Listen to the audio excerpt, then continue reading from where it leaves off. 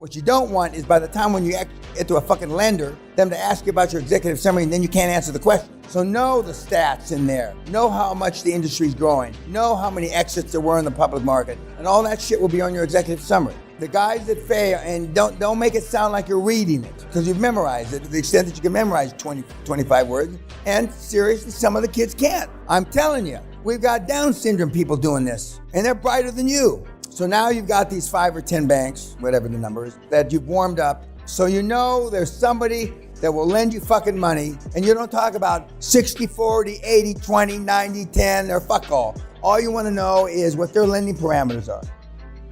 Got that one eye? One eye, I'm talking to you.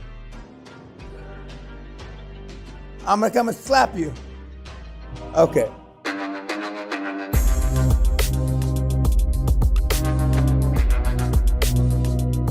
Slow. Can you help them out tonight a little? Okay, go ahead. What was after signing limit? It's a script. What's your lending limit? Not signing limit, lending limit. What's the bank's lending limit? Secured, unsecured. And as soon as you start asking these kind of questions, you're going to make the person feel uncomfortable. That's the point. You're not there to have his babies. The whole point is to make them uncomfortable. Now, I used to make them cry. In person, they'd start sweating. Then I knew I was headed in the right direction. Down deep inside, you're gonna have to get over this. These guys aren't gonna like you. If they like you, you're not doing it right. Does everybody understand that? You know, you shake your head, but I mean, I know that's the antithesis of how you were raised. Be nice to Johnny, you know? Don't be selfish with your toys. Fuck Johnny. So now you're gonna talk to 4 or 5 banks, and you wanna know, now some of the conversation with the banks will be one phone call, and you'll get the information you need. Oh yeah, our legal lending limit's this, that, and some will be so stupid. Oh, we just took a write down of 3 billion pounds, so, you know, fine. What size deal?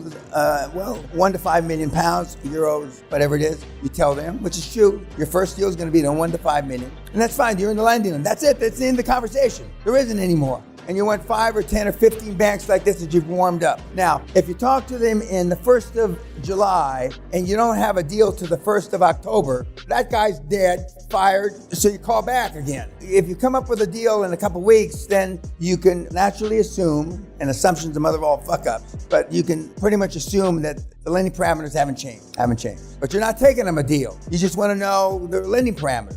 And if they won't give you your lending parameters next, you're not doing something right in the scripts. Because there's no reason why they shouldn't be willing to give you their lending parameters. 1, they're in the lending mode, and 2, the parameters are such and such. And by parameters, I mean, what time, our lending parameters for healthcare, assisted living, 40 beds to 50 beds is 3.75 to 5.5 times EBITDA. And if they don't give it to you in an EBITDA spread, you have them reframe it. You want it in an EBITDA spread. You don't want 1.65 times debt to cash flow coverage. You want it in a spread, because that's where you're going to make the offer on the LOI, in a spread. And if you remember what Tom, the sailor, said the other day, we did just like Mr. Peña said. We gave the LOI in a EBITDA spread. And the business broker and the lawyer and everybody on their side won't like that. They will lock in on the higher, this is the seller, will lock in on the higher end of the spread, and you're locked in on the lower end. We buy these things from 3 to 5 times EBITDA. And they'll think, well, God, if he's 5, maybe I can squeeze him to 6 times EBITDA. You know that through due diligence, you're going to knock him down and pay 3.5 times EBITDA. But so you want to spread. So you can, with your hand on your heart, tell the truth to the seller. Yeah, we're buying companies and we've been assured. Of course, there's no guarantee. Depending on the deal, we pay 3 to 5 times EBITDA. It's not some fucking number you made up. And so you get 5, 6, 7 banks like that have said, yes, they're in the lending mode. Yes, sir. Do you repeat the exact EBITDA spread to the seller that you got off the bank? Well, no, we'll get to the seller later. I'm just telling you that's why you want the spread, so you can tell the seller. I'll tell you what to tell the seller later. Yep. The executive summary, is that after that, or do I... No, okay. Some of the banks, to get their attention, because they're going to want you to send a business plan. We don't have, that's premature. Remember what Gangbanger said, that's premature. I can and I will, because you want to impress them with your executive summary. Plus you want to practice, and if they ask you questions about the executive summary, what you don't want is by the time when you get to a fucking lender, them to ask you about your executive summary and then you can't answer the question. So know the stats in there. Know how much the industry's growing. Know how many exits there were in the public market. And all that shit will be on your executive summary. The guys that fail, and don't make it sound like you're reading it, because you've memorized it to the extent that you can memorize 20, 25 words. And seriously, some of the kids can't. I'm telling you, we've got Down syndrome people doing this, and they're brighter than you. So now you've got these 5 or 10 banks, whatever the number is, that you've warmed up. So you know there's somebody that will lend you fucking money, and you don't talk about 60-40, 80-20, 90-10, or fuck all. All you want to know is what their lending parameters are. Got that one eye? One eye, I'm talking to you. I'm gonna come and slap you. Okay, so now you know, now I already know the banks that are the finance, but now you know, and you've heard it with your own ear. And your secretary isn't making these phone calls. Your slut girlfriend's not making these phone calls. Your flabby ass, sagging titted wife's not making these fucking phone calls. You're making them, you. So now we've got from the chairman all the way down, and every time you make another presentation, you're getting a little better. The Irish lads may not be getting a little better. They may be getting a little worse, and we have a lot of kids, the first calls, they've had Dutch courage. Now, in-person interview, that's verboten. I would never condone that. But on a phone call, some of you sound drunk anyway to me because you can't speak fucking English. So fine, I don't care, you know, as long as you're following the script and you're being honest, I don't care if you're drinking with some Dutch courage. So now you're ready to be thrown at the poor, unsuspecting potential sellers. I feel sorry for them already, and I don't feel sorry for many. So you can attack that market. And again, you start, remember, hub and spoke. You want your first acquisitions to be no more than a 2 or 2.5 hour drive from wherever the central point is. Before Corona, I sent the kids out knocking on the door to the actual facility. Like there's a street that Sally's brother's on down south. I mean, almost every other house is an assisted living. There's a few streets down in Blackpool. You know, you can literally knock on the door. Now, because of, you can't knock on the door, they're not opened up and some of them are closed down because of COVID. You send the emails. I made the call and is the principal in. Now the principals, meaning the owner, you want somebody that can make a decision. And normally the best time is late afternoon, early evening to make a call, and most of the assisted living, anybody can pick up the phone. They don't have like a receptionist. And you ask, is the principal or owner happen to be in? And they say yes. And you've got a script for this too. Hi, my name's Rufus Doofus. You know, I'm just a little peasant Irish boy from, you know, And now, there's different ways. When you ask them, have you ever considered selling? Almost everybody has considered selling at one time or another. That's more of an open end. And you'll find out which one you sound best giving. And that'll take, 15, 20 calls, and you'll know which one you sound, and what you're trying to be is sound sincere. For those of you that, I know that's a big stretch. For those of you like coming from the car industry, it's hard to sound sincere, but I mean, sound sincere. On the other side of the equation, you're doing these fuckers a favor. You're gonna allow them an exit, especially now during Corona. Because a lot of these people you've already heard are fed up. They're stressed out.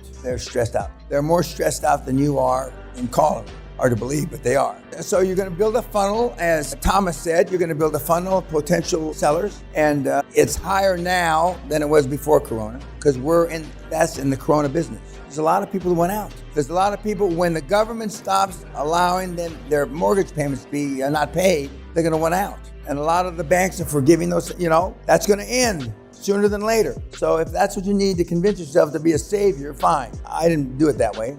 I just thought every sale I made was a line in my pocket. But some of you need to be in the savior mode. That's great. Do whatever it takes, as long as it's honest, moral, and ethical. Especially to the Irish lads. I know that's a big stretch for you boys, but you got to do your best. Remember, I can sick the church on you. Believe me. Okay, so now you've made 50, 60 calls. Now you could be able to do that in a day, but let's just say it's a week. It shouldn't take you a fucking week. And now you've got some, potential sellers. And as soon as you hear the key, pick up on, boy, how soon can we get this done? Boom. You're on them like stink on shit, because with the sellers know you can get it done overnight. As soon as you hear that key word, phrase, oh God, how long would this take? Yeah, I've considered it, but how long would it take? They're motivated. It's like in the old days, the girls say, your place or mine, whichever was closest. Okay, so now you've got the motivated seller, and the first couple, you may fuck up because you're gonna get the words wrong, and that's understandable. But all that shit can be fixed. And some might even ask, I hear finance is hard during Corona. That's a government conspiracy, and it is. This finance isn't hard right now, it's easy. They may say, well, I've thought of it, but I've here been 25 years. No, we're not. I mean, we want to be fair. We're buying these companies 3 to 5 times cash flow. Don't say EBITDA, that confuses them. 3 to 5 times cash flow. And they not always, they almost always make the mistake and they equate that to after-tax money, and it's not. But don't you correct them. You're not teaching them anything here. You know, when you sit down and go over the numbers, that's when you say, well, that's after-tax income. Or in this country, that's before taxing. No, cash flow. Now, free cash flow is money that you can burn in a fireplace if you want to. And a lot of these homes are already geared up, and you have to ascertain, especially now, the government money that you got, does it have to be paid back? The government money that you got, and almost everybody got government money. And if they say no, it doesn't have to be paid back, they go right to the top of your list. If they say yes, then when does it have to be paid back? And 50% of these people that own these things don't know when it has to be paid back. And not because they're not trying to bullshit you, they really don't know. They were just so fucking thankful they got the money, they don't know when the shit's gotta be paid back. Well, we can figure that out. But the ones that say it doesn't have to be paid back are, oh, that's terrific. Are you sure? Because some of them will think it doesn't have to be paid back, but it does. They're not lying to you. They're not trying to do you an Irish deal. They just don't know. And some will have to say, well, I got to ask my son, I got to ask my accountant, yeah, okay. But the ones that the money doesn't have to be paid back are your primary suspects. And there's a difference between a suspect and a prospect. A suspect will return your call. A prospect is a potential seller. Now, some of these old people will just talk to somebody on the phone, the owners. Occasionally, there'll be one of the inmates will get on the phone and pretend to be the owner. And you got to figure that out. When we went to see Sally's brother, there was a nice little old lady, gray-haired lady, that kept on, there was a glass door separating the things on the internet when I was all crowing it up. And she says, can you open the door, please, sir? I look around and there's people behind her. And so then one of the nurses came and says, oh, that's one of the inmates. She's behind those bars and that door for a reason. I said, okay. But she's as sweet as anything. Can you open this door? Now, I don't know if she came out like Jack the Ripper. I didn't open the door. But they get on the phone. The inmates get on the phone, you know. So you're going to have to, especially now, you get through that. You get through that. Because normally those people don't have phones. But occasionally, you know, because 6 or 7 numbers for phones that you can pick up the same number, occasionally there won't be an attendant at that phone. So one of the inmates will get it, you know, but you work your way through that. And so now you find out that the money doesn't have to be paid back, ever. That's terrific. And there's other check marks that you go through. What's the occupancy, the number of employees, the number of beds, how many beds are empty, full, what kind of marketing do you? 95% of these homes don't have a marketing plan. They don't know from the internet, from the fucking garbage disposal. That's the good news. Because now you know with any kind of marketing program, but a decent marketing program, you can fill the fuckers up. Okay, YouTube, goodbye.